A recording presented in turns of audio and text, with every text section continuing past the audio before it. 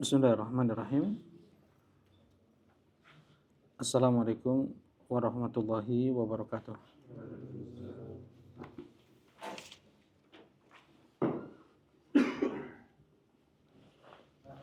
Innal hamdalillah nahmaduhu wa nasta'inuhu wa nastaghfiruh wa na'udzu billahi min shururi anfusina wa min sayyiati a'malina.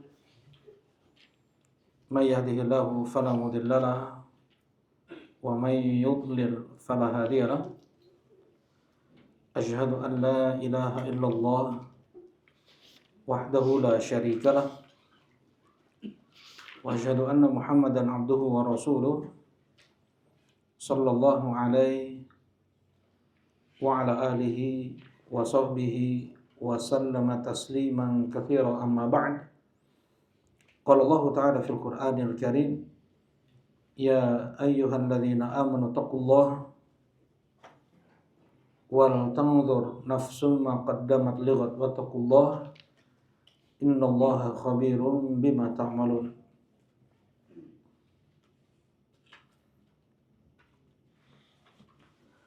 Nah, alhamdulillah, kita bersyukur dengan kita memuji Allah Subhanahu wa taala yang dengan segenap limpahan nikmat, rahmat dan ihsan-Nya yang melimpah ruah kepada kita, siapapun tidak akan bisa menghitung berapa banyak nikmat, karunia, anugerah yang sampai kepadanya. Di malam ini Allah mudahkan kita untuk duduk beribadah, bermajlis.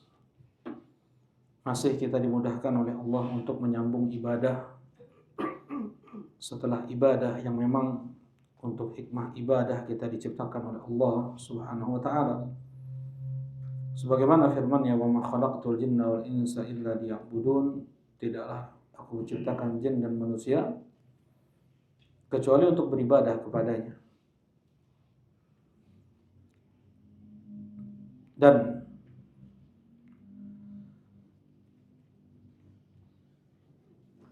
lebih banyak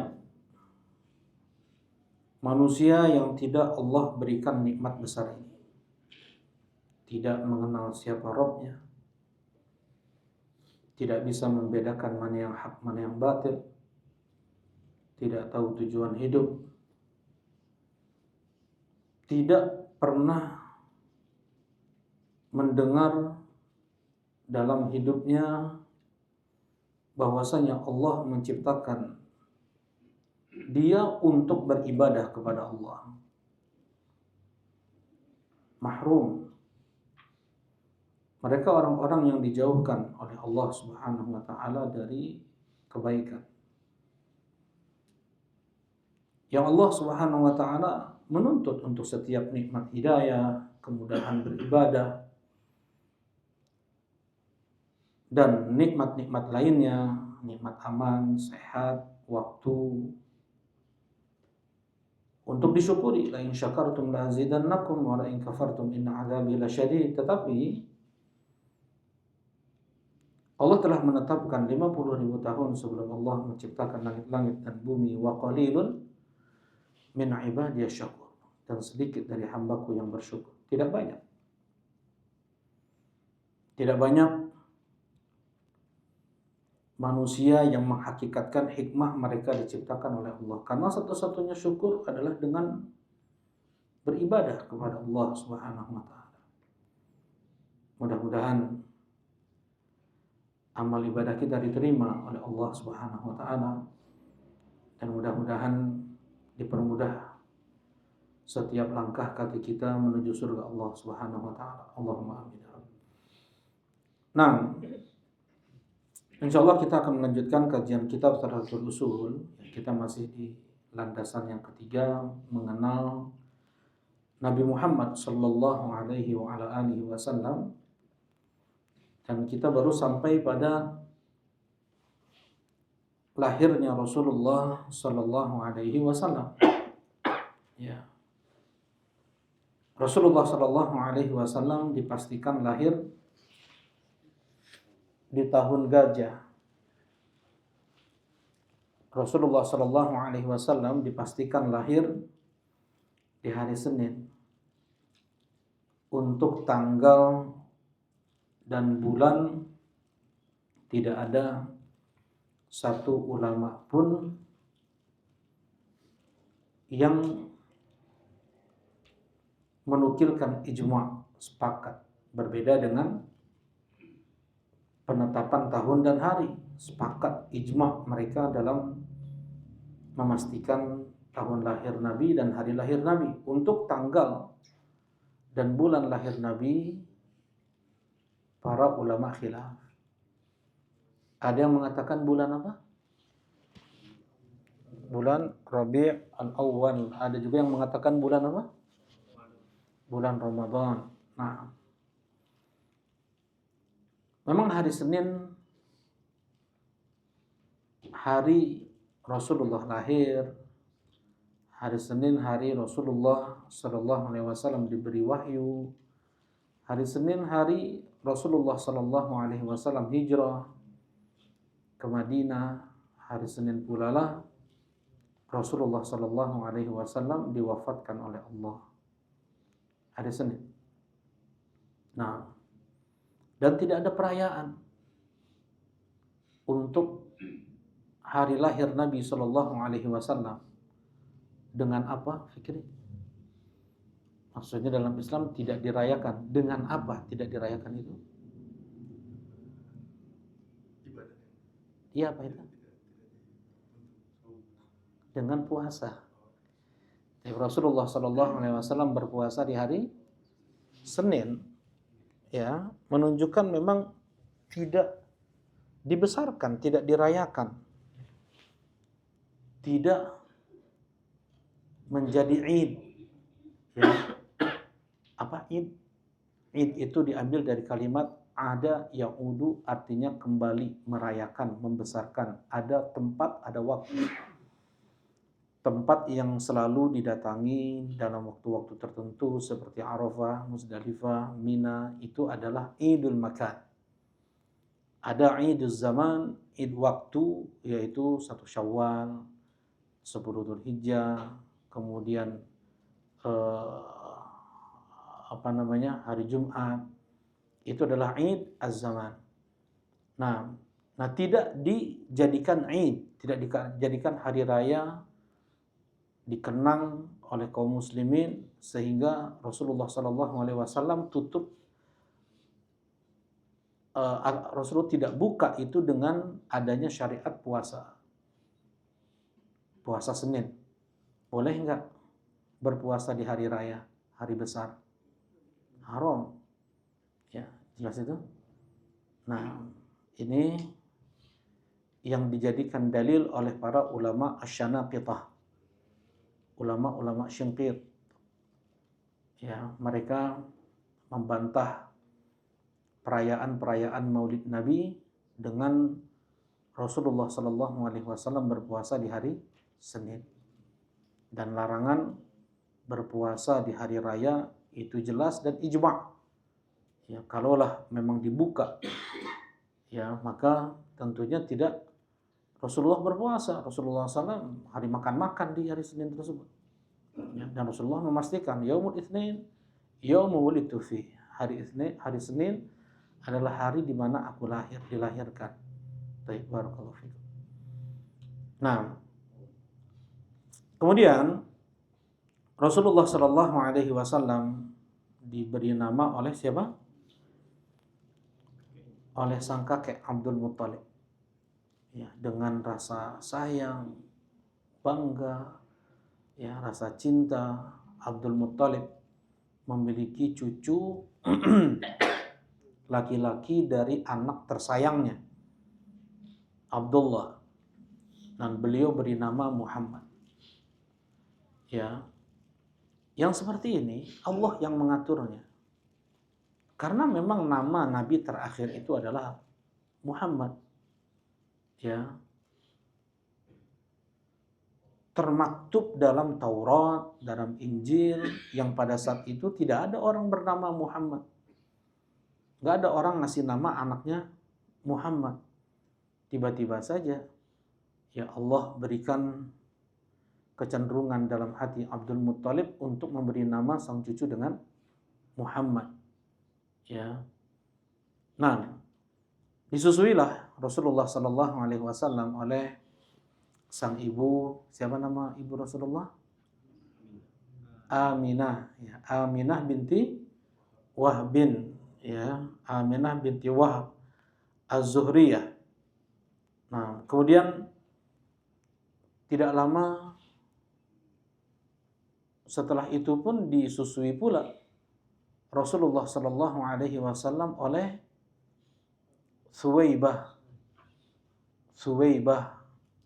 yaitu budak perempuan Abu Lahab yang juga menyusui Hamzah ibn Abdul Muttalib dan Abu Salamah, ya, yang juga menyusui Hamzah ibn Abdul Muttalib dan juga Abu Salamah. Jadi Rasulullah Sallallahu Alaihi Wasallam atau Hamzah adalah paman Nabi Sallallahu Alaihi Wasallam dan juga saudara sesusuan beliau. Abu Salamah pun demikian juga.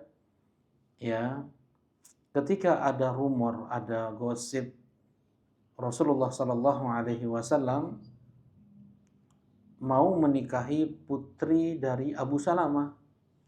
Ya, ada ya gosip-gosip zaman Nabi ada juga ya. Ya, ada gosip Rasulullah mau menikahi putri dari Abu Salamah. Nah, Rasulullah mengatakan itu putri dari saudara sesusuanku. Ya, jadi kalau saudara sesusuan, kalau ya saudara sesusuan, tuhramu minar radha'ah ma tuhramu minan nasab. Dijadikan mahram dari susuan sebagaimana dijadikan mahram dalam nasab. Jadi sama. Ada saudara, jadi ada abang susuan, ada paman, ada keponakan, ada kakek, ada ayah, ada ibu, ya gitu ya. Dan mereka adalah mahram sebagaimana mahram dalam nasab, demikian pula mahram dalam susuan. Syaratnya apa? Harus 5 kali kenyang dari susuan, bukan 5 sedot, tetapi 5 kali kenyang. 1 kali kenyang sampai anak ini tidur, sampai anak ini puas, dia lepaskan sendiri dari ASI, kemudian itu terhitung 1. Ya, mungkin 1 hari itu bisa kalau memang full sama seorang ibu, ya bisa 5 kali disusui dan dia menjadi anak susu dengan itu. Ya, maka dia punya ibu susu, punya ayah susu, punya adik, ya adik susuan, punya paman susuan, baik itu paman dari ibu susu, paman dari ayah susu, seperti itu. Ya, dan ini hukumnya sama dengan nasab. Baik. Suwaibah yang menyusui Rasulullah Shallallahu Alaihi Wasallam. Kemudian kebiasaan orang Arab dulu adalah menyusukan anaknya itu ke orang-orang pedalaman Arab. Ya. Pada saat itu Allah Subhanahu wa taala memang pilih Halimah As-Sa'diyah untuk menjadi ibu susuan Nabi Shallallahu Alaihi Wasallam. Ya, ini memang takdir, memang Allah yang menentukan. Kalau kita lihat kisahnya pun ya daripada nggak ada gitu Halimah ini. Soalnya tidak ada yang dijanjikan dari Nabi Shallallahu Alaihi Wasallam. Kalau yang lain masih punya ayah, ya bisa dapat uang mereka dari anak yang mereka susui. Ini Nabi anak yatim. Ya, baik. Ya daripada nggak ada itu, seperti itu. Cuma memang Allah takdirkan akhirnya melimpah berkah pada keluarga Halimah dari hewan ternaknya, ya anak-anaknya juga, ya anak-anak Halimah yang berarti kan kalau Halimah ada ASI berarti kan ada yang seumur dengan Nabi Shallallahu Alaihi Wasallam, ya yang nggak jauh beda umurnya dengan Nabi Shallallahu Alaihi Wasallam. Nah mereka pun jadi kenyang semuanya, biasanya nangis juga, kurang ASI. Nah ini semua anak-anak Halimah pun kenyang, ya berkah lah. Sampai waktu dikembalikan umur 2 tahun, memohon-mohon Halimah kepada Aminah untuk tetap Muhammad tinggal bersama kami di Taif, ya Bani Thaqif, ya di Taif Bani Thaqif As-Sa'diyah. Ya itu makanya kampung kedua Nabi Shallallahu Alaihi Wasallam. Disitulah Rasulullah sebenarnya ingin hijrah sebenarnya, ya ingin hijrah ke Taif, ya. Dan Rasulullah Shallallahu Alaihi Wasallam mempunyai kakak perempuan susuan anak Halimah, namanya Syaimah. Bagus namanya, ya bagus namanya. Kasih anak perempuan namanya Syaimah. Syaimah bagus. Cuman artinya biasa, artinya yang bertahi lalat.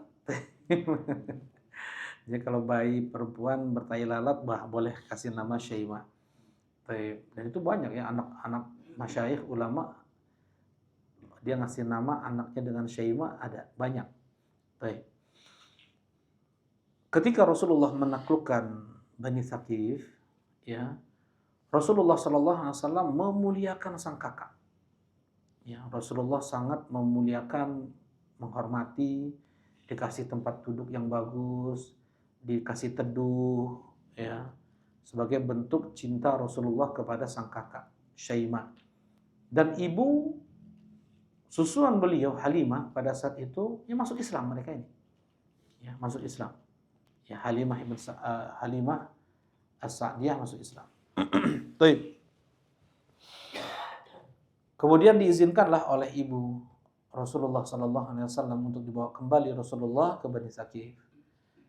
Tibalah kejadian Rasulullah Sallallahu Alaihi Wasallam dibelah dada beliau di umur 4 tahun. Dilihat oleh saudara-saudaranya bagaimana datang 2 sosok yang membelah dada Nabi Sallallahu Alaihi Wasallam, dikeluarkan jantung Nabi, dikeluarkan jantung Nabi Sallallahu Alaihi Wasallam. Itulah yang dikatakan kolbu, ya. Ya kalau bahasa kitanya apa, kalbu. Ya alhamdulillah bukan bahasa Arab, ya. Kalbu. Nah, kolbun artinya jantung. Kalau hati kan liver, ya. Kalau hati itu liver, kalau kolbun itu jantung. Nah, tempat di mana iman itu di jantung. Kalau organ itu di jantung, bukan di liver. Ya. Tapi memang itu pengaruh sehatnya apa sih? Bukan, ada yang limpa, ya. Nah, sehatnya limpa itu menunjukkan kasih sayang seseorang. Ya, disebutkan oleh Ibnu Qayyim rahimahullahu taala. Jadi organ-organ tubuh manusia itu sangat berpengaruh pada akhlak perilaku seseorang. Ya, kalau limpanya bagus, maka baik pula lah. Maka dia orang yang cinta kasih sayangnya pun bagus, kayak gitu. Disebutkan oleh Ibnu Qayyim rahimahullahu taala. Baik. Nah, ya tempat iman di sana, sarang syaitan pun di sana. Kalau kita sedih di situ, kita marah di situ, di jantung itu kita rasakan. Ya.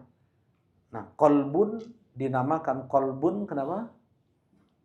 Karena yataqallab, karena gampang untuk berbolak-balik. Ini bahasa Arabnya nih, membalikkan lembaran. Ini bahasanya qalb. membalik, ya, dibalik, ya. Ini namanya qalb.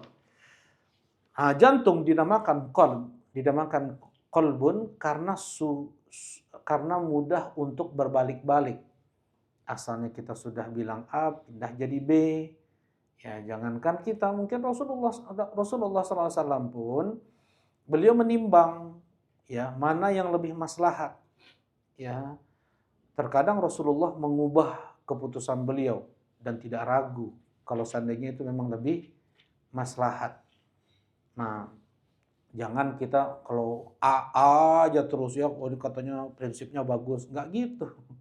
Nggak gitu, terkadang keputusan kita itu salah, keliru ketika kita mendapatkan masukan dari teman, dari saudara, dari ayah, ya, atau dari guru. Nggak apa-apa kita untuk ubah keputusan kita yang salah itu.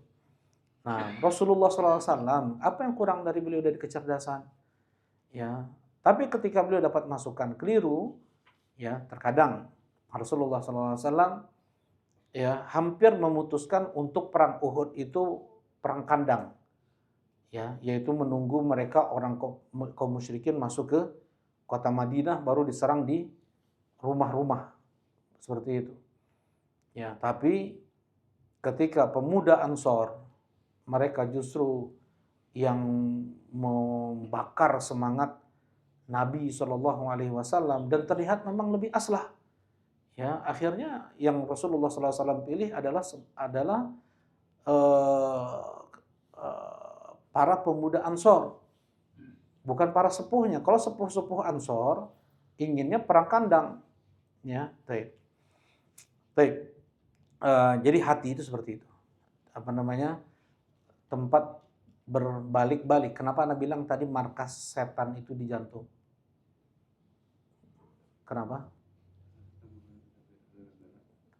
Jazakumullah khair.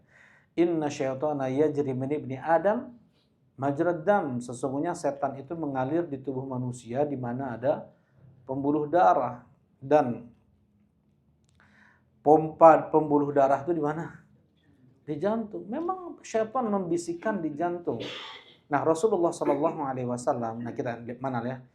Ini dalilnya juga nih. Rasulullah SAW dibelah dada beliau oleh Jibril alaihi salatu wassalam.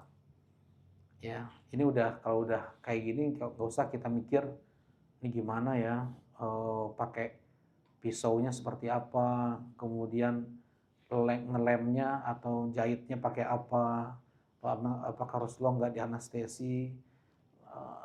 Nggak perlu kita pikir, ini udah urusan Allah Subhanahu wa taala. Seperti Rasulullah sallallahu alaihi wasallam mengendarai buruk. Sekali lompatan itu sejauh mata memandang. Orang MotoGP kalau nggak pakai jaket kulitnya pun bukan kulit kambing tuh. Ya, kulitnya pun kulit sapi, kulit bison bisa jadi tuh. Yang tebal, kaku, dengan kecepatan 350 berapa. Baik. Itu yang kalau baju biasa kan sobek-sobek tuh. Maksudnya nggak usah kita pikir gimana itu adalah mukjizat Nabi Muhammad Sallallahu Alaihi Wasallam. Ya, dan Allah sangat mudah untuk melakukan hal yang demikian.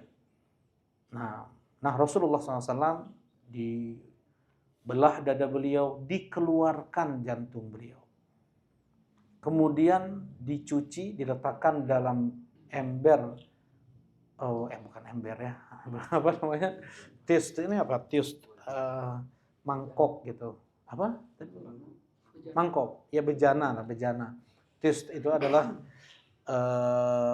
baskom kecil gitu, mangkok dari emas, kemudian dicuci oleh dicuci oleh Jibril dengan air Zam-Zam, kemudian dikeluarkan kotoran berwarna hitam dan dikatakan inilah aghlal, inilah penyakit hati, ya, al-ghil, jadi sumber hasad, dengki, kiber, ujub, su'udzon kepada Allah, itu semua adalah aghlal, ghil. Itu ada pada penghuni surga juga, muslim, mukmin, ya, baik. Nanti Anda bahas lagi. Kemudian, ya, setelah dikembalikan jantung Nabi Shallallahu Alaihi Wasallam, ditutuplah celah untuk iblis kembali masuk, membisikkan, menghasut Nabi Shallallahu Alaihi Wasallam. Dari mana? Dari belakang pas jantung, ya, dari belakang pas jantung. Nah, jadi jantung kita kan sebelah kiri nih, ya, sebelah kiri. Nah, pas belakang jantung kita di punggung, jadi bukan di pas punggung Nabi, tengah, bukan. Jadi pas belakang jantung itulah dibuat stempel kenabian, khotam an-nubuwah, tanda kenabian, atau stempel, ditutup dengan stempel an-nubuwah, kenabian. Ya, nah baru pada saat itu Rasulullah Shallallahu Alaihi Wasallam diberi tanda kenabian di umur berapa? 4 tahun, pas lahir nggak ada. Nah, stempel kenabian tersebut bentuknya seperti daging tumbuh, tapi ini nggak keras, ya, sebesar telur burung dara, berwarna merah, ada bulunya sedikit. Nah, dan bisa berputar-putar di dalam. Ya, maksudnya nggak kalau daging jadi kan keras ya. Nah, coba nanti antum periksa aja di punggung-punggung masih ada nggak. Kalau itu mah jelas daging jadi itu. Bukan stempel nubuah. Ya, nah ini untuk menutup hasutan syaitan itu dari belakang punggung kita ini. Ya. Nah, bukan di telinga kanan, telinga kiri biasanya ya setan gitu ya, bisikin. Enggak. Tapi memang dari belakang punggung, masuk ke dalam hati jantung. Nah, disitulah dihasut kita, dibisikkan kita, dibuat pikiran-pikiran, lintasan-lintasan, kemudian menjadi pikiran, kemudian menjadi tekad, ambisi, bermaksiatlah seseorang. Ini sudah kita bahas di mana tuh Bang Faris? 10 sebab sabar dalam meninggalkan maksiat yang ditulis oleh Ibnu Qayyim rahimahullah ta'ala. Seseorang ketika bentuknya adalah apa yang terbesit, terlintas dalam hati, maksiat, itu bisa dia lawan dengan mudah. Bisa dia alihkan pikiran dia ke yang positif. Tapi kalau seandainya sudah menjadi tekad, nah itu udah hampir susah itu. Ya, kalau sudah tekad dia mau meninggalkan ambisinya, itu udah susah. Baik.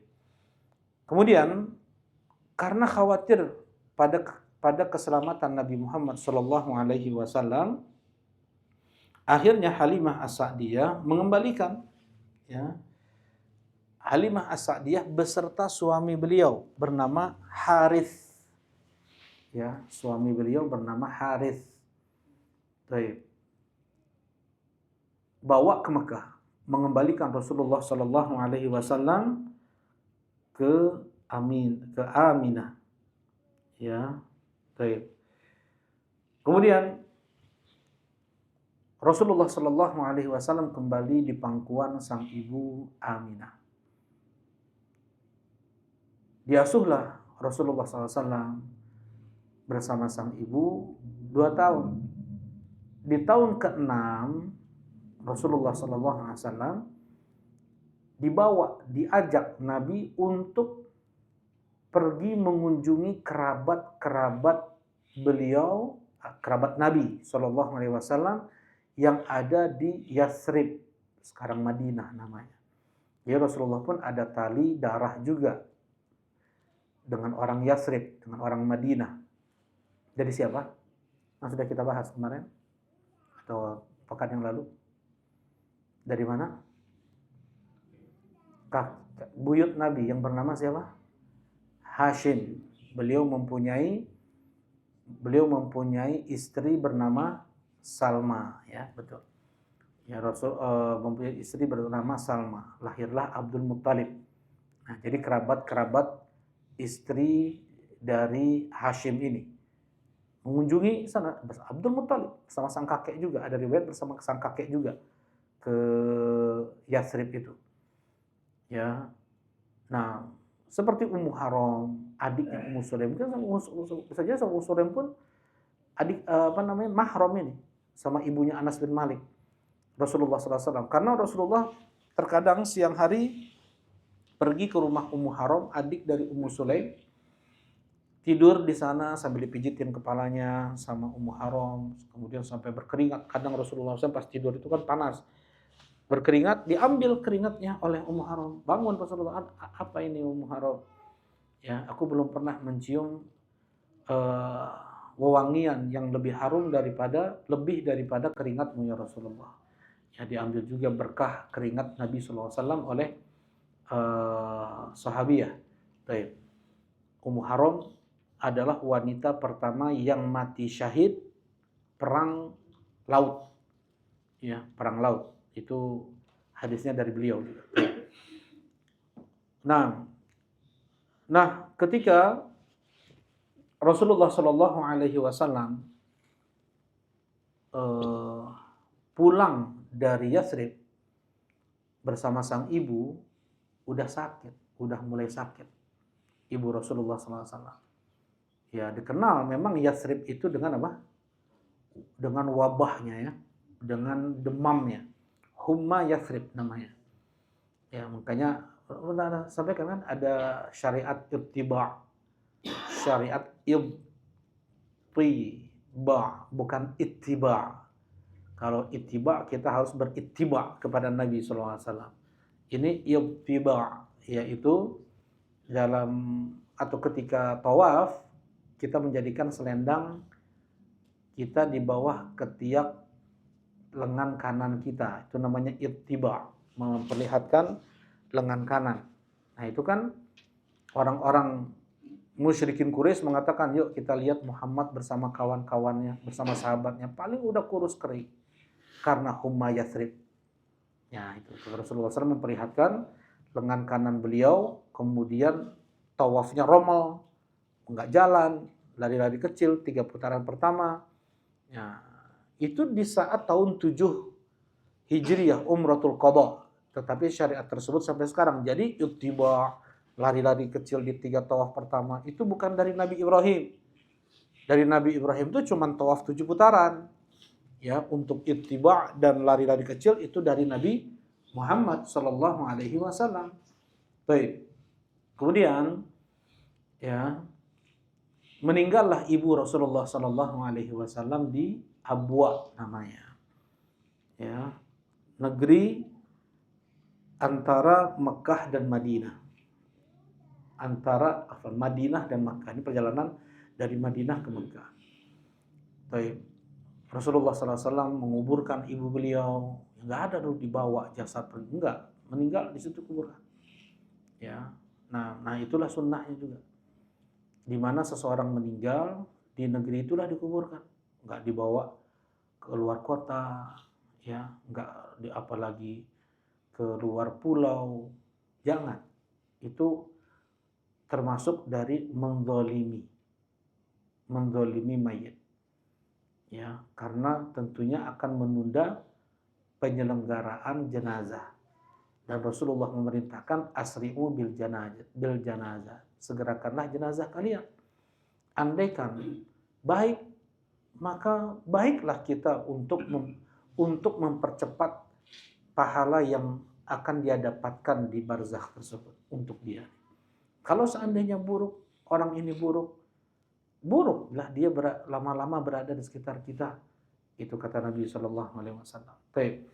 Jadi dulu saja di zaman Nabi Shallallahu Alaihi Wasallam yang meninggal di Uhud, syuhada Uhud, berapa jaraknya paling? Cuman 5 km, 6 km. Uhud ke Baqi', Uhud ke Madinah, Uhud ke Masjid Nabawi, kurang lebih 7-6 km. Ya. Syuhada Uhud sebagian ada yang dibawa oleh keluarganya ke Baqi' untuk dikuburkan di Baqi'. Kata Rasulullah, kembalikan lagi. Ya, di mana seorang meninggal di situ dia dikuburkan. Ya, terlebih kalau di Uhud memang mereka dimuliakan karena Rasulullah pun sering menziarahi para syuhada Uhud ya. Kemudian Ada hadis jelas dari Nabi SAW di mana seseorang itu meninggal, disitulah dia dikuburkan. Seperti itu. Dan jangan sampai dibawa-bawa keluar ya. Yang seperti ini menzalimi mayit. Kemudian Rasulullah SAW setelah beliau menjadi nabi, menjadi rasul, pernah beliau meminta izin, istadzantu li rabbi an astaghfira li ummi falam ya'dzan li wastadzantu li rabbi an azura qabraha fa'adzina li. Aku meminta izin kepada Allah untuk memintakan ampun untuk ibuku, aku tidak diizinkan. Aku meminta izin kepada Allah untuk menziarahi kuburan ibuku, aku diizinkan oleh Allah. Nah, ini memang syariatnya demikian. Maka analin nabi walladzina amanu ayyastaghfiru lil musyrikin walau kanu uli qurba min ba'di ma tabayyana lahum annahum ashabul jahim. Tidak sepantasnya bagi nabi atau orang beriman siapapun memintakan ampun untuk orang-orang untuk orang-orang musyrik sekalipun mereka kerabat, ya, setelah jelas mereka itu adalah penghuni jahim. Ya, Rasulullah SAW tidak diizinkan oleh Allah dan diizinkan oleh Allah untuk menziarahi kuburan sang ibu. Nah, dengan ini pun para ulama menyebutkan boleh kita untuk menziarahi kuburan bukan hanya kaum muslimin, ya, bahkan mungkin lebih kita mengena hati kita untuk ingat mati, ingat akhirat ketika kita menziarahi kuburan bukan orang Islam. Bagaimana kalau matinya dalam keadaan seperti itu? Ya, nah ini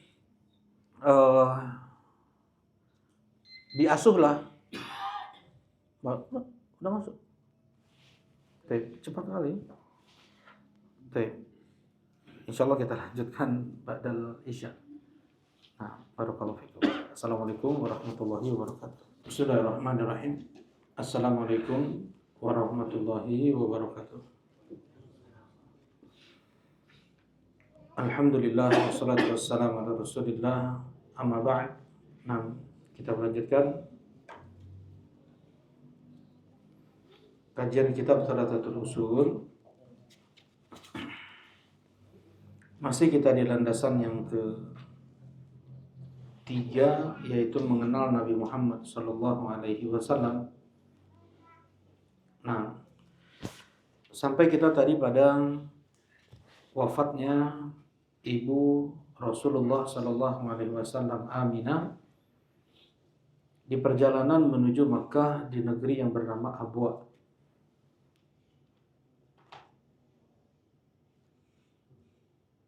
Negeri antara Madinah dan Makkah. Di situ ibu Rasulullah sallallahu alaihi wasallam dikuburkan.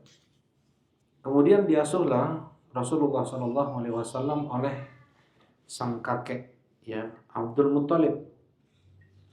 Dan Rasulullah sallallahu alaihi wasallam sangat disayang oleh Abdul Muttalib.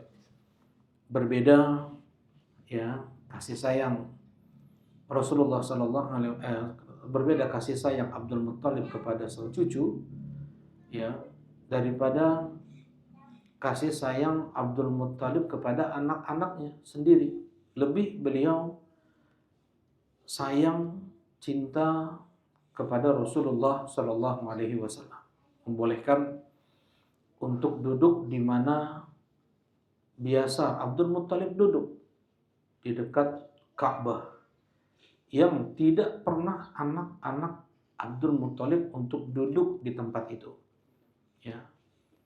Nah, dan tidak berselang lama meninggallah sang kakek, ya. 2 tahun hanya diasuh oleh sang kakek, jadi sampai umur 8 tahun. Dan sebelum meninggal, Abdul Muttalib mewasiatkan agar Rasulullah sallallahu alaihi wasallam diasuh oleh paman kandung beliau. Siapa itu? Abu Thalib. Kenapa dibilang paman kandung? Hermansyah? Kenapa dibilang paman kandung?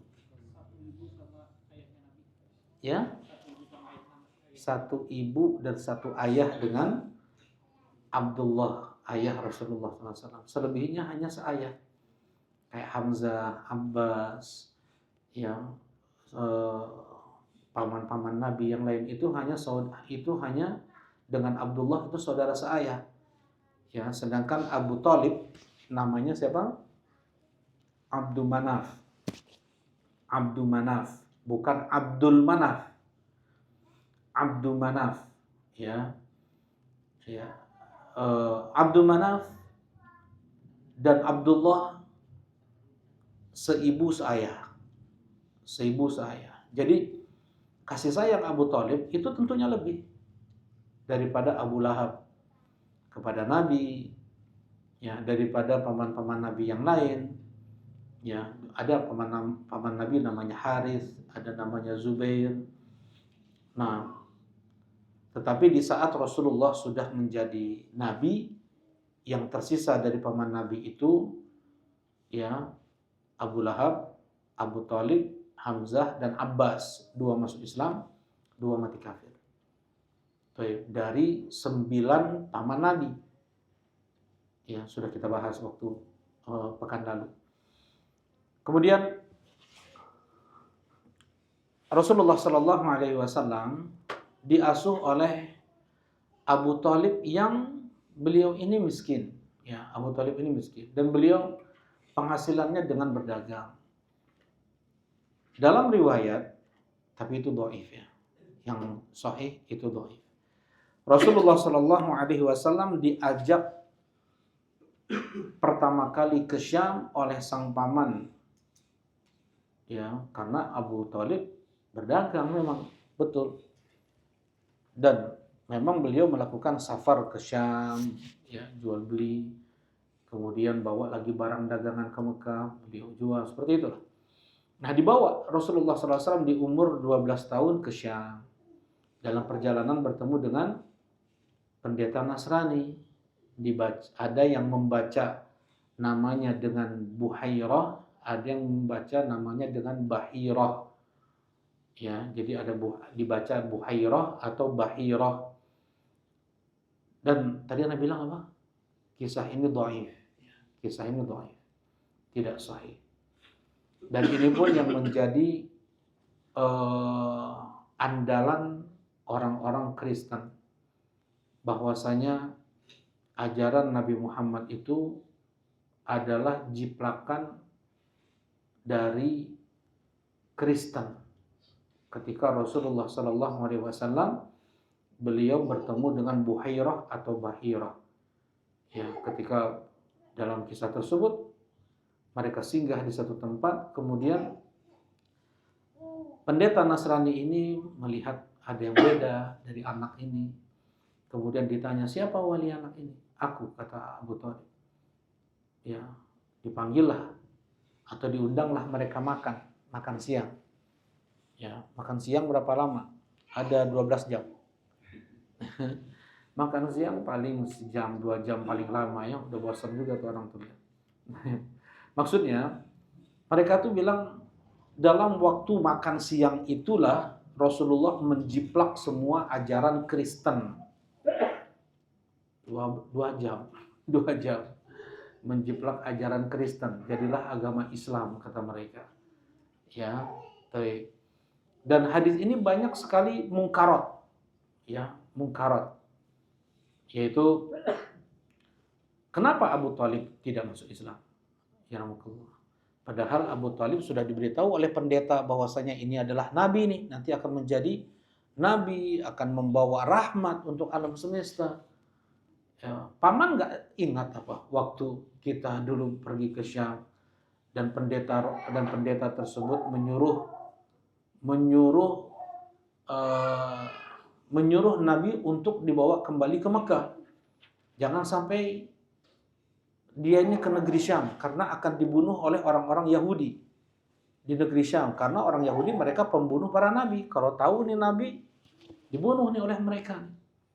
Bawa ke negeri Syam. Akhirnya disuruh pulanglah Rasulullah SAW oleh Abu Thalib dalam hadis tersebut bertiga, Rasulullah, Abu Bakar dan Bilal. Belum lahir Bilal lagi. Budak leutik keneh udah balik gitu. Ya Abu Bakar umur 10 tahun, Rasulullah umur 12 tahun. Anak 12 tahun, 10 tahun ya disuruh pulang sendirian ratusan kilometer ya. Ini banyak mungkarat. Banyak kisah-kisah mungkar dari kisah ini ya, Buhairah ini. Jadi nggak benar. Dari sisi sanad pun dhaif. Ya. Nah,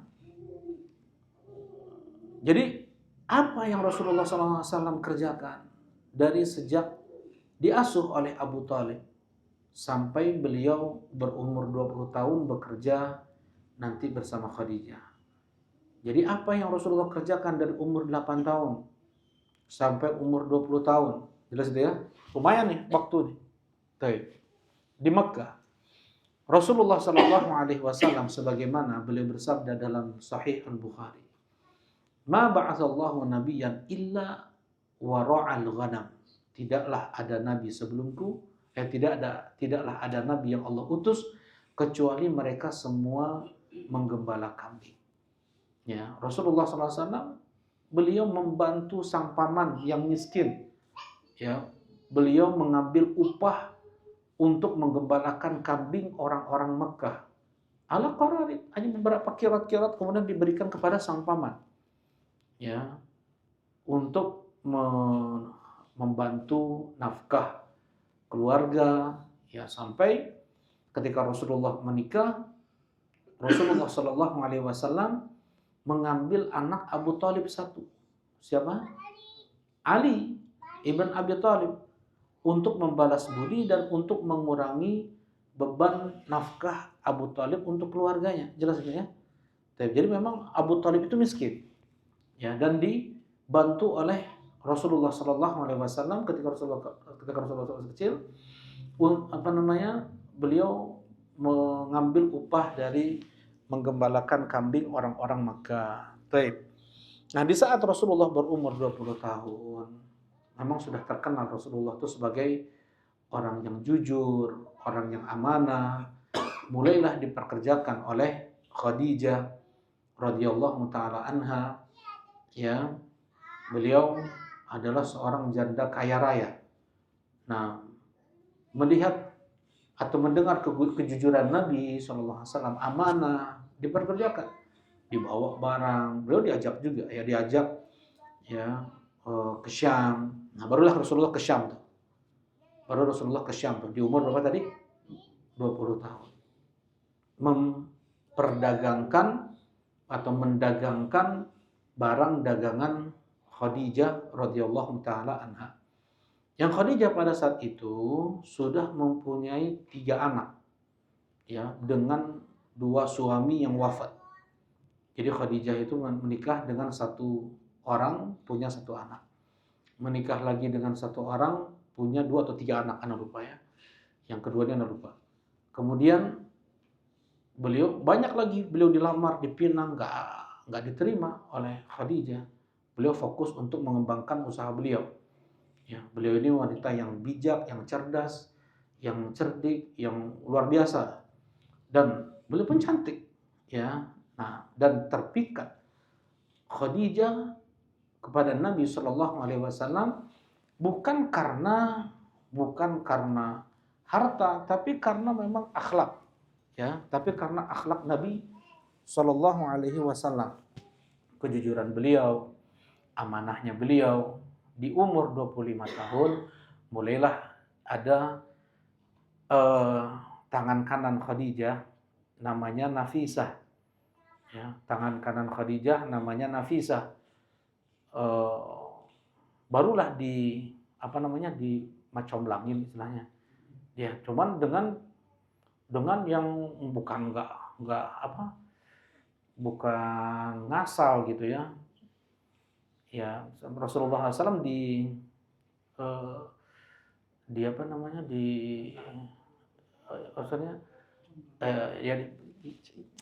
gimana caranya?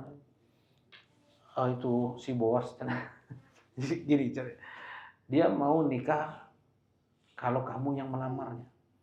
Rasulullah udah kecil hati duluan, mana mungkin saudagar-saudagar kaya, mereka yang punya banyak harta, mereka para tokoh di Mekah ini mencoba untuk meminang Khadijah dan ditolak oleh Khadijah. Mana mungkin orang miskin seperti aku bisa ya mau Khadijah menerimanya. Nah, itu ya. Ya coba aja. Dan memang sudah ada obrolan nih antara Nafisah dengan Khadijah. Ya, dibawalah Abu Thalib, ya, Abu Thalib yang membawa Rasulullah Shallallahu Alaihi Wasallam untuk melamar Khadijah. Di umur 25 tahun Rasulullah menikah dengan Khadijah yang pada saat itu Khadijah berumur 40 tahun. Kemudian lahirlah dari Rasulullah Shallallahu Alaihi Wasallam ya 6 orang putra. Ini menurut Ibnu Qayyim ya, 6 orang putra. Kalau menurut Ibnu Mulakin ada 8 orang putra. Yang anak yang pertama ini urutannya, yang pertama adalah Qasim, anak laki-laki. Dengan itulah Rasulullah berkunyah Abul Qasim. Yang kedua Zainab, yang ketiga Ruqayyah, yang keempat Fatimah, yang kelima Ummu Kulsum, yang keenam Abdullah. Kalau kita taunya yang paling bungsu adalah Fatimah, maksudnya dari Khadijah. Yang dari Khadijah yang paling bungsu yang kita tahu adalah Fatimah, ya. Dan yang dinikahkan oleh Nabi SAW kepada Utsman adalah Ruqayyah. Setelah itu siapa? Ummu Kulsum. Ya. Kalau menurut pendapat sebagian ulama ini berarti apa bahasa Sundanya di rengkahan nikahnya? Dirungkal apa? Apa? Dirungkal. Jadi harusnya Fatimah tuh karena kakak perempuan Ummu Kulsum. Nah, tetapi itulah yang Rasulullah SAW lakukan. Ummu Kulsum adalah istri kedua dari Utsman ibn Affan setelah Ruqayyah meninggal. Nah, kemudian yang paling bungsu adalah Abdullah, dan Abdullah ini adalah satu-satunya anak Rasulullah SAW yang lahir setelah Rasulullah SAW menjadi nabi. Ya, jadi yang 5 anak pertama lahir sebelum Rasulullah diangkat menjadi nabi. Nah, yang Abdullah ini lahir di saat Rasulullah SAW sudah menjadi nabi. Abdullah 6. Semua anak Rasulullah SAW itu dari Khadijah, kecuali Ibrahim dari budak perempuan beliau yang bernama Maria Al-Qibtiyah. Baik. Ini rumah tangga Nabi Shallallahu Alaihi Wasallam bersama Khadijah. Di saat Rasulullah Shallallahu Alaihi Wasallam berumur 35 tahun, ada pemugaran Ka'bah, kena banjir, Ka'bah rusak, kemudian dipugar. Disitulah kejadian bagaimana Rasulullah Shallallahu Alaihi Wasallam dipingsankan oleh Allah ketika hampir terlihat aurat beliau. Kata Abbas, ya Muhammad, angkat kainmu seperti ini. Jadi taruh, jadi izar, sarung, diangkat, ditaruh ke bahu atau ke pundak untuk membawa bata. Kan bata kan nggak kayak bata di sini ya, segini-segini. Bata Ka'bah tuh lihat segimana bata Ka'bah ya, besar-besar seperti itu.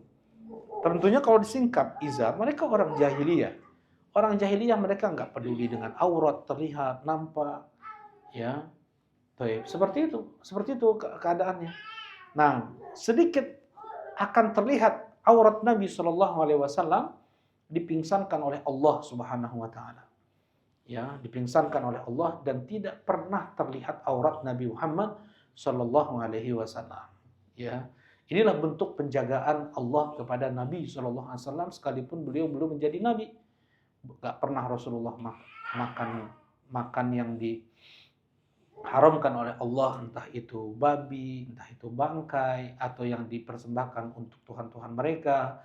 Gak pernah Rasulullah minum khamar, gak pernah Rasulullah melakukan maksiat-maksiat seperti berzina dan judi atau yang lain, yang gak pernah. Penjagaan Rasulullah kepada Nabi Muhammad SAW sejak Rasulullah belum menjadi Nabi dan Rasul. Ya, ini di umur 35 tahun. Dan pada saat itu karena terkenalnya Rasulullah SAW oleh orang Makkah sebagai seorang amin yang terpercaya, beliaulah yang diamanahkan untuk meletakkan Hajarul Aswad. Dan Rasulullah SAW bagaimana menggabungkan 4 suku besar Quraisy dengan meletakkan Hajarul Aswad tersebut di tengah kain ya yang dibawa oleh 4 kepala suku Quraisy ya, dan Rasulullah SAW yang meletakkannya di tempat di mana diletakkan Hajarul Aswad di Ka'bah. Ini di antara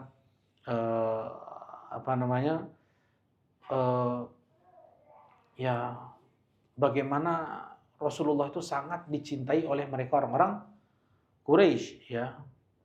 Barang-barang berharga mereka dititipkan kepada Nabi, bukan ke adik mereka, bukan ke ayah mereka. Baik. Nah, ini di umur 35 tahun. Ya.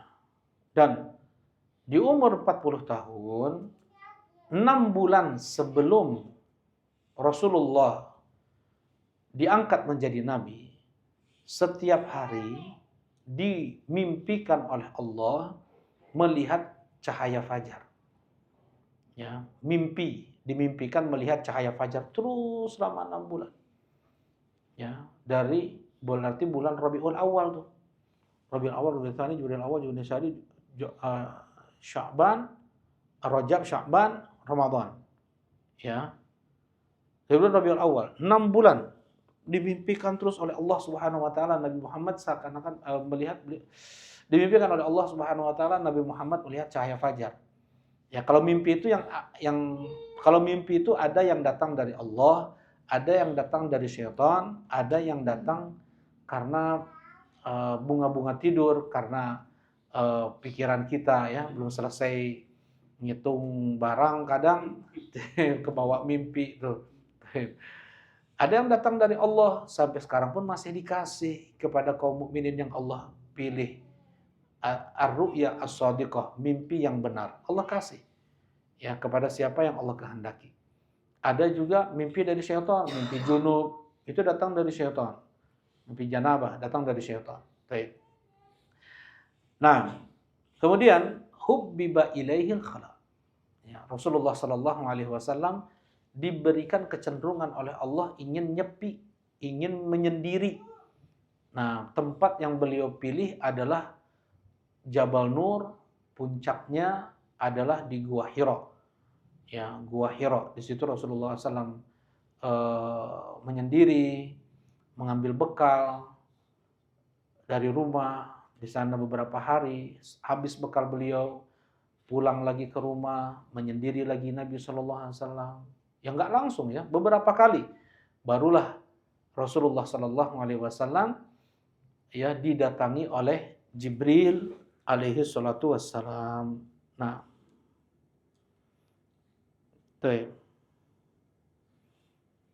Rasulullah sallallahu alaihi wasallam beliau didatangi oleh Jibril alaihi salatu wassalam. Nah, kita tahu bagaimana kisahnya. Turun kepada beliau 5 ayat pertama di surat Al-Alaq. Iqra bismi rabbikal ladzi khalaq. Khalaqal insana min 'alaq. Iqra wa rabbukal akram alladzi 'allama bil qalam. 'Allamal insan ma lam ya'lam. Nah, dengan 5 ayat pertama inilah Rasulullah sallallahu alaihi wasallam diangkat menjadi nabi. Ya, belum menjadi rasul lagi. Kemudian terputus wahyu, maksudnya nggak turun lagi wahyu, dan Rasulullah SAW pun kebingungan pada saat itu. Ini apa? Ini siapa? Ya, Rasulullah kebingungan yang sangat. Baik. Sebelum itu ya, orang pertama yang mengimani Nabi Shallallahu Alaihi Wasallam adalah sang istri, yaitu Khadijah. Orang kedua siapa? Waraqah ibn Naufal. Orang kedua adalah Waraqah ibn Naufal. Dibawa oleh Khadijah ke sepupu beliau yang bernama Waraqah ibn Naufal. Orang Arab masuk Islam, bahkan bisa menulis Injil dengan bahasa Arab. Saking hebatnya beliau ini. Maksudnya saking menguasai kitabnya, Injil dan Taurat. Kemudian Rasulullah Shallallahu Alaihi Wasallam menceritakan apa yang beliau lihat. Kata Waraqah ibn Nawfal, hadza namus. Ini adalah namus yang datang juga ke Musa. Namus adalah istilah untuk malaikat mereka dulu. Lawannya apa? Jasus. Ada jasus, ada namus. Kalau jasus, pembisik buruk. Kalau namus, pembisik baik. Kalau kita punya teman-teman yang baik, mereka ini namus, istilahnya kayak gitu.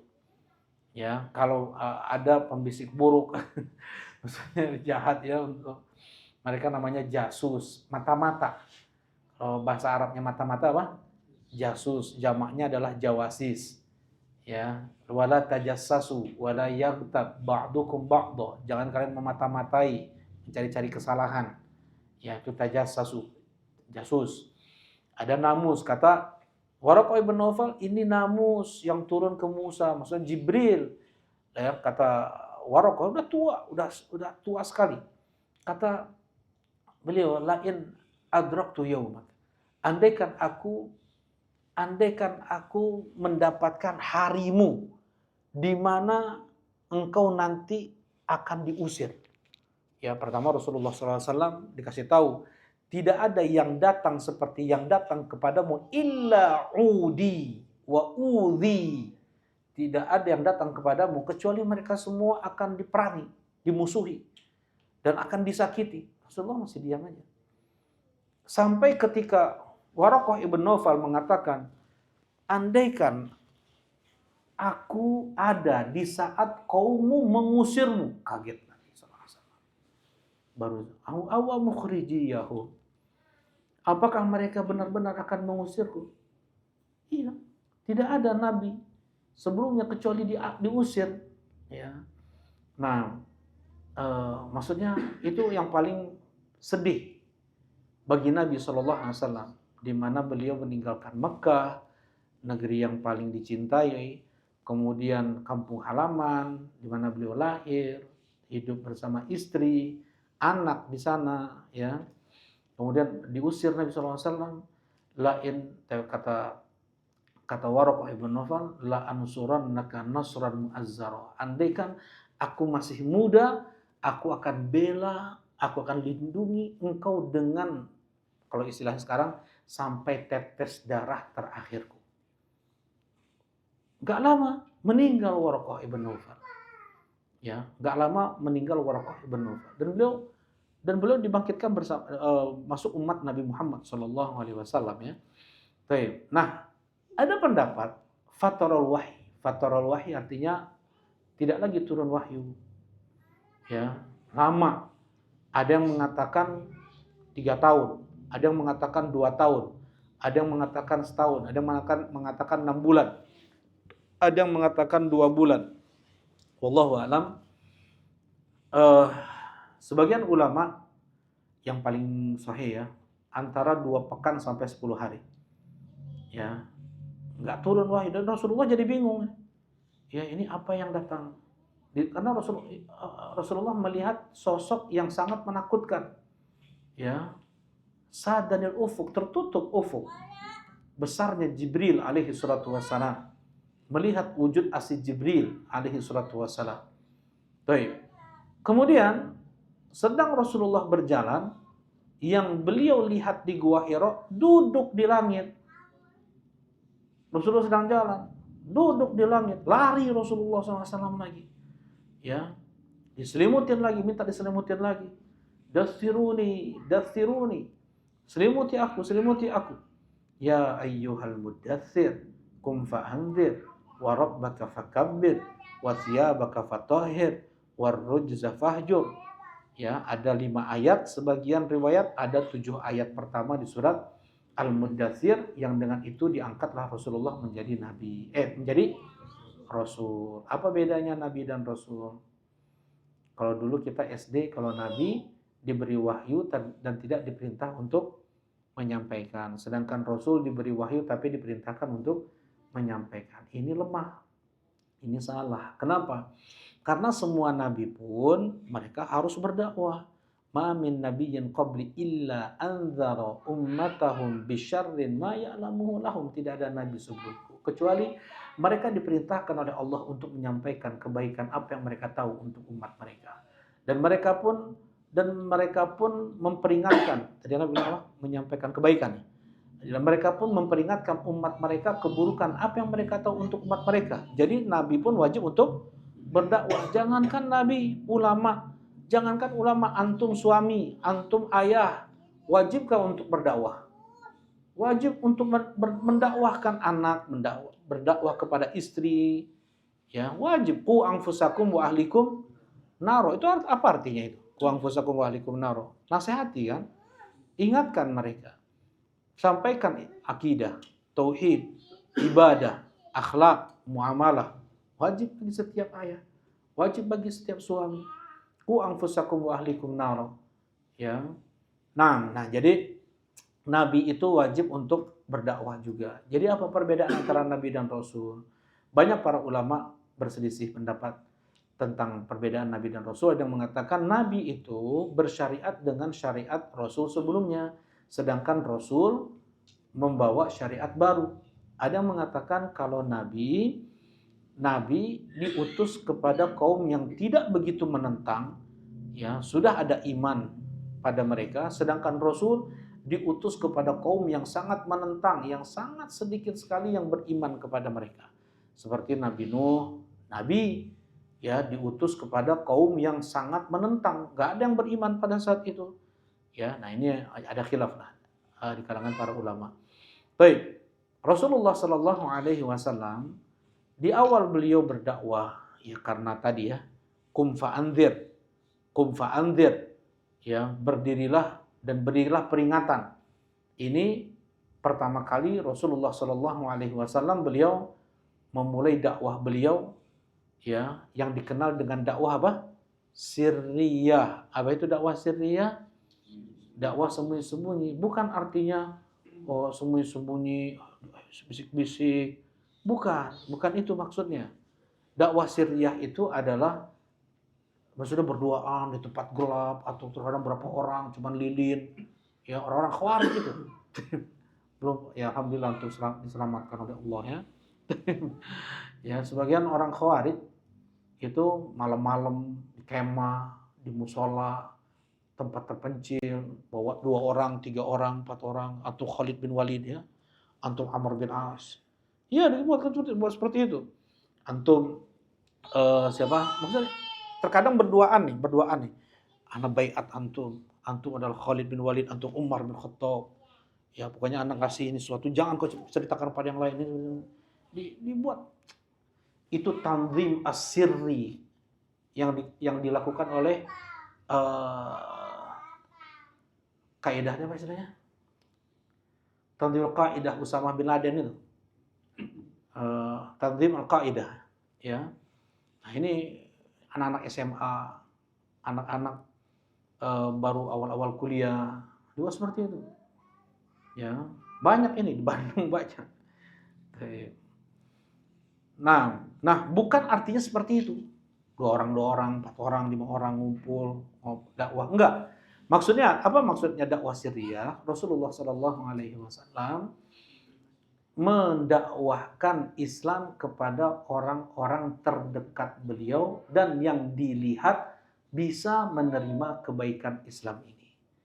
Ya, jadi enggak secara umum kayak itu, ini temannya, saudaranya, orang yang bisa dilihat mau nerima. Ya, kayak Abu Bakar mendakwahkan siapa? Sa'ad bin Abi Waqqas, Zubair bin Awam, Abdurrahman bin Auf, Utsman bin Affan, itu di tangan Abu Bakar radhiyallahu taala anhu. Ya, orang-orang dekat beliau. Ya, Rasulullah SAW ke siapa lagi. Nah, yang dilihat, yang dekat dan yang dilihat mau menerima Islam. Ya, jadi bukan bisik-bisik itu bukan. Itu namanya dakwah sirriyah. Sampailah 2 tahun Rasulullah seperti itu. Pada saat dimana Allah turunkan firman-Nya, fasda bima tu'mar wa'rid 'anil musyrikin. Sampaikan kepada orang-orang apa yang diperintahkan kepada engkau ya Muhammad. dan berpalinglah engkau dari kaum musyrikin. Barulah pada saat itu Rasulullah SAW mendakwahkan Islam secara terang-terangan. Bagaimana? Semua ada orang yang duduk-duduk di satu tempat yang nongkrong-nongkrong nih, ya.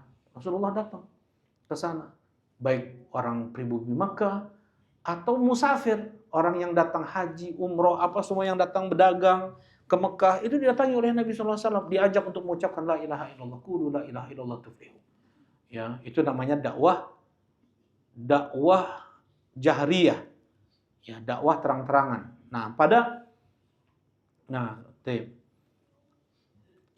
Karena gencarnya dakwah Nabi SAW dan banyak yang masuk Islam. Nah, mulailah mereka orang-orang kufar Quraisy membuat makar untuk menghalangi dakwah Nabi SAW. Dan ingat ya, ini penting. Kita ini nggak cukup hanya masuk Islam. Kita harus belajar Islam. Kita nggak cukup hanya mengenal Ahlus Sunnah. Kita udah kenal Tauhid, kita udah kenal Sunnah. Jadi saya Ahlus Sunnah. Nggak cukup kayak gitu, udah ya. Kita harus belajar.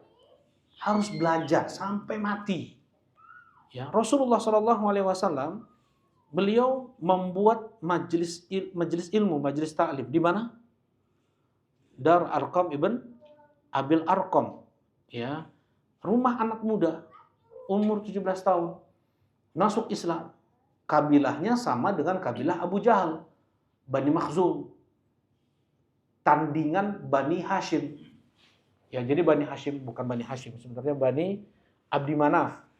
Ya, Bani Abdi Manaf ini kan banyak yang dikasih amanah kiswah Ka'bah, pintu Ka'bah, kunci pintu Ka'bah, ngasih minum kepada jamaah haji. Nah, dengki memang mereka ini Bani Makhzum ini bagaimana bisa menyaingi siapa? Bani Abdi Manaf, ya. Kabilahnya Abu Jahal tuh. Bani Makhzum ini kabilahnya Abu Jahal. Ada di antara Bani Makhzum yang masuk Islam, yaitu Al-Arqam ibn Abil Arqam.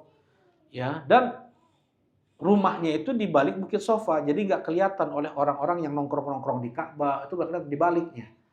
Nah, yang Rasulullah SAW lakukan, ya, rumah Al-Arqam ibn Abil Arqam itu menjadi markas untuk menyebarkan dakwah.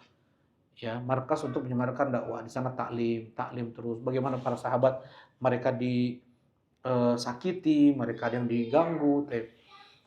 Ngeri-ngeri ya kalau kita baca bagaimana perjalanan mereka para sahabat. Ya, ada yang ditimpa batu besar, dijemur, dipukuli seperti Bilal, Khabbab ibn Arad, dipanggang. Kemudian yang sangat dahsyatnya siapa? Keluarga Yasir, Sumayyah, Ammar, 3 orang anak ibu dan bapak ini betul-betul disiksa, diazab berhari-hari. Rasulullah SAW melihat mereka hanya mengatakan sabran ya al Yasir, fa inna mau'idakumul jannah. Sabar wahai keluarga Yasir. Ya, karena janji untuk kalian itu adalah surga. Sampai bagaimana Yasir melihat anaknya disiksa, Ammar melihat ibunya dan ayahnya disiksa, Sumayyah pun gitu juga. Sampailah Abu Jahal membunuh siapa? Sumayyah, awal syahidah fil Islam. Coba kalau kita berada di posisi seperti itu belum tentu kita bisa. Ya, kita coba sedikit aja kita bayangkan bagaimana karena berislam. Kesalahan kita hanya berislam, mengucapkan syahadat la ilaha illallah. Ya, dan beliau dan mereka ini enggak, udah ada darurat, kumaha deui, kumaha teh. Ya, ini wanita, seorang wanita, bukan. Jadi satu wanita itu bisa mengalahkan berpuluh juta laki-laki dari sisi keimanan. Ya, enggak semua laki-laki ketika diajak untuk berjihad, untuk diajak untuk berperang, atau untuk berjuang menegakkan Islam, mereka kuat, mereka mau. Enggak, sebentar darurat, riba, pinjol, sebentar. Belum apa-apa nih, anak nggak ada uang untuk anak sekolah, riba, dia pakai mana? Bisa nggak dia hidup? Karena kalau dia berislam di zaman Nabi SAW. Ya, baik. Nah, Ammar melihat ibu beliau dibunuh. Ammar melihat ayah beliau dibunuh. Sampai nggak tahan juga Ammar. Mencelalah Nabi SAW. Beliau mencela Nabi SAW, mencela Islam. Kemudian dilepaskan Ammar. nangis lari kepada Rasulullah SAW, ya Rasulullah, kafaru Ammar, udah kafir Ammar ya Rasulullah. Kenapa Ammar? Aku tadi mencelamu dan aku mencela Islam. Bagaimana hatimu wahai Ammar? Hatiku tetap tenang dengan keimanannya Rasulullah. Langsung turun ayat di surat Nahl, man kafara ba'da imani illa man ukriha wa qalbuhu mutmainnun bil iman. Walakin man syaraha bil kufri sadran fa 'alaihim ghadabun minallahi wa lahum 'adzabun 'adzim. Siapa yang kafir setelah imannya, kecuali dia yang dipaksa dan hatinya tetap tenang dengan keimanan, berarti tidak mengapa. Tetapi yang dengan kelapangan hatinya dia murtad, untuk dia azab Allah, untuk dia murka Allah. Ya, nah ini turun ayat kejadian siapa? Ammar ibn Yasir. Ada seorang wanita dipukuli oleh Umar ya. Oleh Umar bin Khattab radhiyallahu taala anhu sampai buta. Ya, Umar bin Khattab pada saat itu capek, berhenti mukul itu karena capek. Berhenti mukul wanita karena capek. Ya, berhenti mukul orang ya, berapa orang? Karena capek, bukan karena udah puas gitu, enggak. Karena capek. Makan dulu, istirahat dulu, pukulin lagi. Nah, dan seperti itu keadaan kaum muslimin. Kesalahan mereka hanya karena beriman kepada Allah, karena mengucapkan la ilaha illallah. Ya, nah ini sampai pada tahun 7 atau 6 Hijriah, ya, masuk Islamlah Hamzah karena keceretot lisannya. Ya, enggak maksud padahal. Aku sudah masuk Islam. Ya, aku bersama Muhammad ke Abu Jahal, dipukul kepala Abu Jahal, berdarah-darah kepala Abu Jahal oleh Hamzah karena memaki Nabi, mencela Nabi. Kalau Anda baca itu bahasanya ngeri, kotor sekali, cacian Abu Jahal, ngeri ya kepada Nabi SAW. Dan Rasulullah hanya diam, tidak membalas apapun. Habis kata-kata Abu Jahal, berbeda kalau Rasulullah balas ya nggak? Ya banyak lagi kata-kata Abu Jahal ya. Akhirnya ditinggalkan Rasulullah oleh Abu Jahal ini, dilihat oleh seorang budak. Hamzah baru pulang dari berburu. Ya, keponakanmu baru dimaki oleh Abu Jahal. Ya, balik Hamzah asal udah mau menuju rumah, balik ke Ka'bah. Ya, dipukul Abu Jahal, berdarah kepalanya. Kemudian dicaci habis oleh Hamzah. Aku bersama keponakanku, aku muslim. Aku sudah soba, aku sudah murtad dari agama nenek moyangku, aku sudah masuk Islam. Nah, disitulah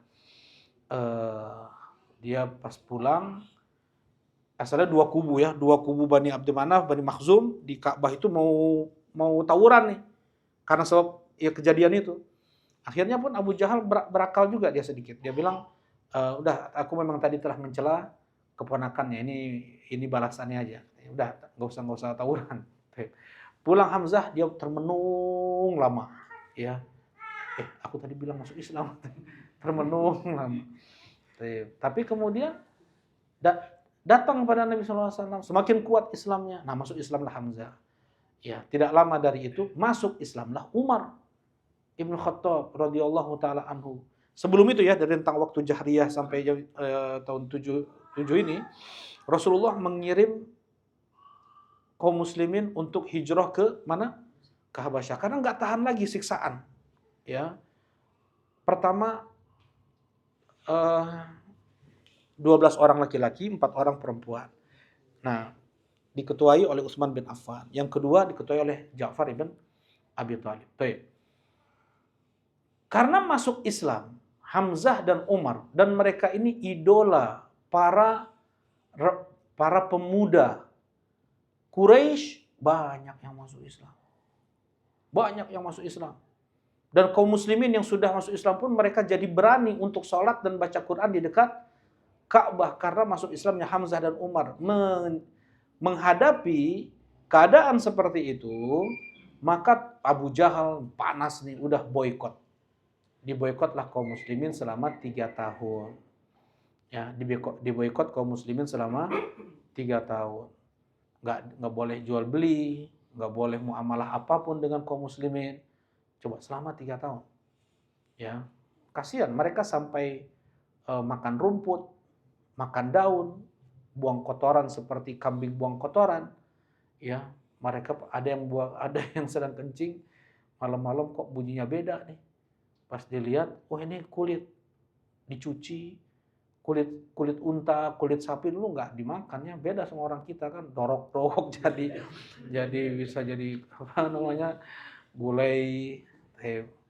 So, mereka tuh nggak makan tuh, nah dimakan sama mereka ini dimakan itu sesuatu yang tidak dimakan sesuatu yang tidak dimakan menjadi dimakan oleh mereka karena nggak ada lagi yang dimakan. Nah kemudian ya pada tahun 10 Hijriah berakhirlah pemboikotan tersebut karena udah kasihan tokoh-tokoh Quraisy, anak keponakan mereka sudah seperti itu. Ya bajunya udah compang-camping, gak ada yang dimakan, bayi-bayi banyak meninggal. Ya bukan gak ada yang meninggal, banyak yang meninggal, bayi-bayi. Ya, kemudian Rasulullah SAW pun mengatakan perjanjian itu pun sudah dimakan oleh kulit yang tertulis perjanjian pemboikotan tersebut sudah dimakan oleh rayap yang disimpan di dalam Ka'bah. Coba lihat. Ya, Abu Thalib bilang, "Wahai Quraisy, kalau seandainya lembaran perjanjian tersebut masih utuh, aku akan berikan Muhammad untuk kalian. Terserah mau kalian apakan, mau bunuh-bunuhlah." Ya, kalau seandainya perjanjian lembaran, ini kata Rasulullah yang suruh bilang Abu Thalib kayak gitu. Abu Thalib suruh bilang ke orang Quraisy, bukannya Abu Thalib udah nggak sayang lagi sama Nabi Muhammad. Kalau seandainya kertas perjanjian tersebut sudah habis dimakan rayap, maka selesaikanlah atau putuskanlah pemboikotan ini. Kemudian pas dilihat ternyata yang tersisa hanya Bismika Allahumma. Jadi mereka memulai surat-surat mereka, perjanjian mereka dengan Bismika Allahumma, bukan Bismillahirrahmanirrahim ya. Sedangkan semua poin-poin perjanjian mereka sudah habis, nggak lagi tersisa. Ya, sudah tidak ada lagi pemboikotan. Nggak lama dari situ meninggallah pertama Abu Thalib. Ya, meninggallah Abu Thalib. Sedih sangat Nabi sallallahu alaihi wasallam. Nggak lama dari itu meninggal 2 minggu atau sepekan setelah itu meninggallah Khadijah radhiyallahu taala anha. Baik. Abu Thalib yang melindungi Nabi. Khadijah tempat curhat Nabi, untuk membesarkan hati Nabi adalah Khadijah. Ya, sampai kemudian ada berani tokoh-tokoh Quraisy untuk mengganggu fisik Nabi Shallallahu alaihi wasallam setelah itu. Rasulullah dicekek, Rasulullah mau diinjak kepalanya. Itu adalah kejadian-kejadian setelah meninggalnya siapa? Abu Thalib. Ya, jadi rentang waktu 3 tahun sebelum Rasulullah SAW hijrah ke Madinah. Rasulullah SAW kemudian dihibur oleh Allah Subhanahu Wa Taala dengan di Isra Mi'raj. Kita lanjut insyaallah di